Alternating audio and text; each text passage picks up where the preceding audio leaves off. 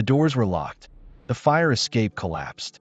And in just 18 minutes, 146 people, mostly young immigrant women, were dead. Out of this horror came a wave of change. Could one of the deadliest industrial disasters in U.S. history actually spark a revolution for workers' rights? On March 25, 1911, a fire tore through the Triangle Shirtwaist Factory in New York City. It was a tragedy that shocked the nation, but it also forced Americans to confront the brutal reality of factory life during the industrial era. The fire didn't just kill. It awakened a movement that would reshape labor laws, workplace safety, and the very idea of workers' rights. The Triangle Shirtwaist Factory occupied the 8th, 9th, and 10th floors of the Ash Building in Manhattan. The factory produced women's blouses, called shirtwaists. Most workers were immigrant women, some as young as 14, working 12-hour shifts for low wages. The building had narrow stairwells, flimsy fire escapes, and locked exit doors, a common practice to prevent theft and unauthorized breaks. There were no sprinklers, no alarm system, and no safety training. It was a disaster waiting to happen.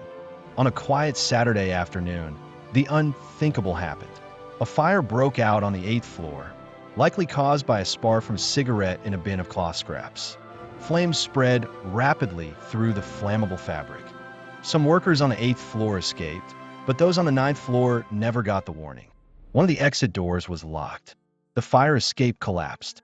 Trapped workers jumped from windows in desperation. By the time it was over, 146 people were dead, 123 women and 23 men. Many were burned beyond recognition. Others had leapt to their deaths in full view of a horrified city. The public was outraged. Newspapers splashed images and stories of the tragedy across the country.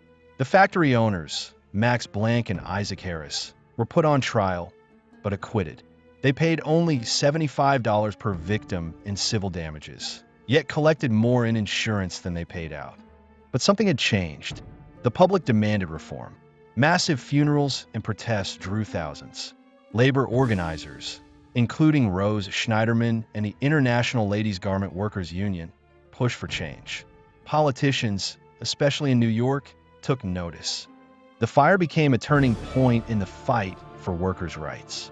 Over the next few years, New York passed over 30 new labor laws, including mandatory fire drills, unlocked exits, and sprinkler systems. Laws on maximum work hours, child labor, and workplace conditions followed. The fire also helped inspire the growth of the American labor movement, leading to reforms across the country. Out of tragedy came transformation. What's the cost of progress? And how many people have to suffer before we decide enough is enough?